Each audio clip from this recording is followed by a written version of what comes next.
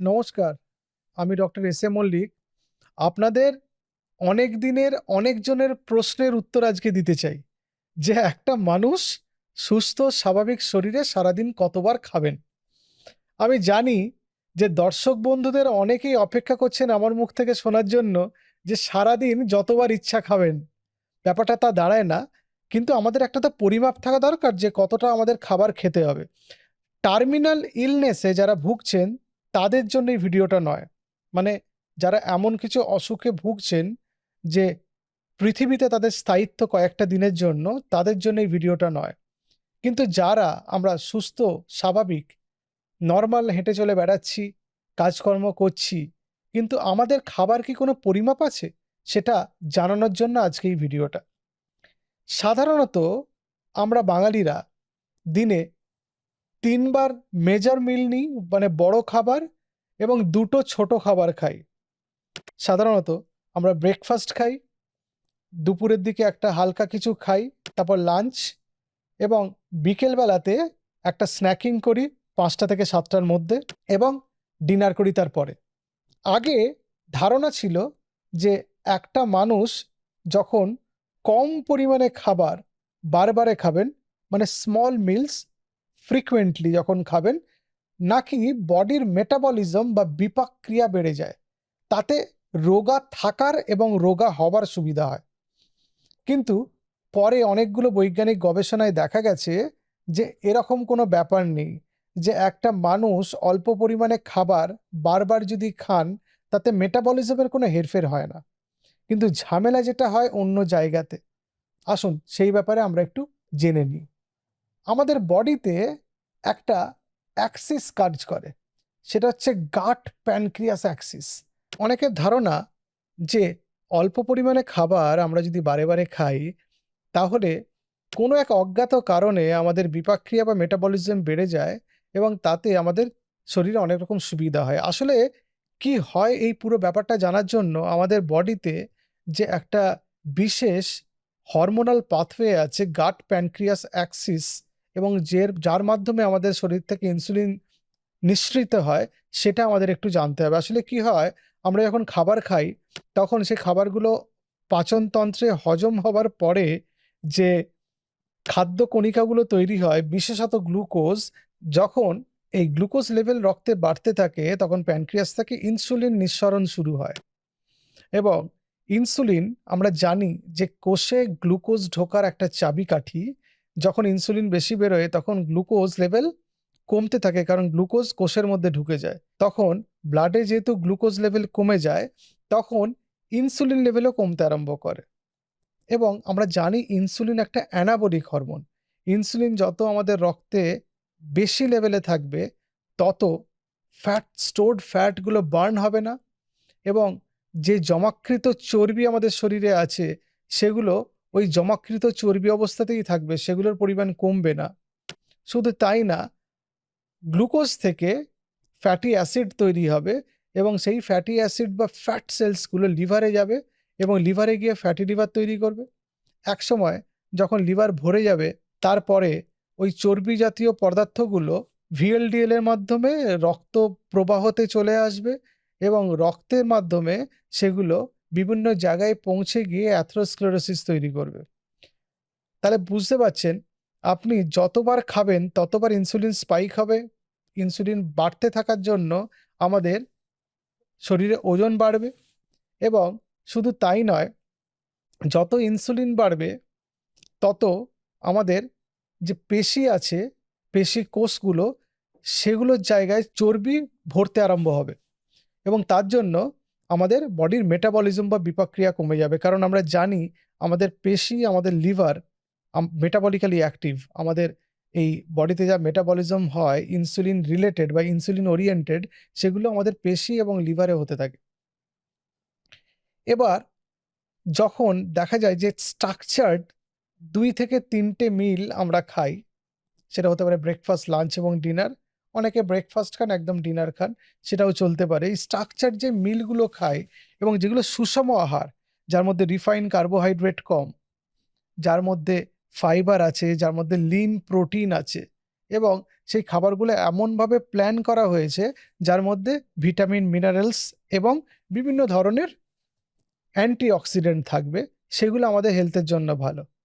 যখন আমরা fibre rich food খাই বা প্রোটিন জাতীয় জিনিস খাই, সেগুলোর মধ্যে কিছু এমনভাবে গঠনগত পরিবর্তন থাকে যে আমাদের সুগার লেভেল স্পাইক করে না বা গ্লুকোজ স্পাইক হয় না রক্তে, কারণ এগুলো গ্লাইসেমিক ইন্ডেক্স খুব কম।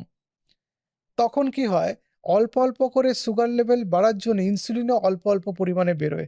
ইনসুলিন একসঙ্গে অনেক পরিমাণে বেরোয় না, তার জন্য ইনসুলিন ওভারডোজ বা ওভারলোডের সম্ভাবনা কম, যেটাকে আমরা হাইপার ইনসুলিনেমিয়া বলি।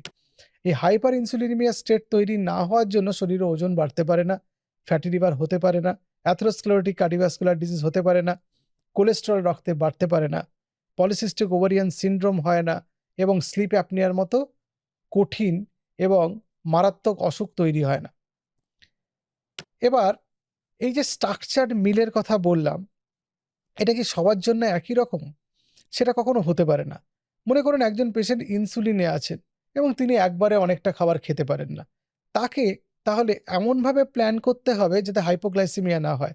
হতে পারে তাকে ফ্রিকুয়েন্ট স্ন্যাকিংও করতে হতে পারে, যে মিড মর্নিং স্ন্যাকিং হতে পারে, ইভিনিং স্ন্যাকিং হতে পারে, বা লেট নাইট স্ন্যাকিংও হতে পারে, তার হাইপোগ্লাইসেমিয়া প্রিভেন্ট করার জন্য। তবে আজকাল ইনসুলিনের ফ্লেক্সিবিলিটি থাকার জন্য আমরা ডোজ এবং ইনসুলিনের ধরন এমনভাবে পরিবর্তন করতে পারি যে রিপিটেড হাইপোগ্লাইসেমিয়া বা হাইপারগ্লাইসেমিয়া হয় না। আজকাল আজকাল অনেক মডার্ন ডিভাইস চলে এসেছে, এই যে গ্লুকোমিটার, এর মাধ্যমে আমরা বাড়িতে সুগার চেক করে দেখে নিতে পারি কোন সময় সুগার স্পাইক হচ্ছে, কোন সময় সুগার ড্রপ করছে। অ্যাকর্ডিং টু দ্যাট আমরা ইনসুলিন ডোজ ঠিক করতে পারি এবং তার জন্য পেশেন্টের হাইপোগ্লাইসিমিয়ার মতো বিপদ ঘটার সম্ভাবনা অনেক কমে যায়। এবার মনে করুন একজন পেশেন্ট ক্রনিক্যালি ইল, তিনি একবারে খাবার খেতে পারছেন না, তার জন্য কি এই একই রকম মিল প্ল্যানিং থাকবে? সেটা কখনো হতে পারে না। তার যেরকম শরীরের চাহিদা, সেই অনুযায়ী আমাদের পুষ্টিবিদরা তার ডায়েট চার্ট প্ল্যান করে দেন। একজন ক্যান্সার পেশেন্ট, যার স্টমাকে ক্যান্সার হয়েছে, স্টমাকের ক্যাপাসিটি ছোট হয়ে গেছে, তিনি 2 বা 3টে মিলে ভালো থাকতে পারবেন না, কারণ তিনি একসঙ্গে অনেকটা খাবার খেতেই পারবেন না।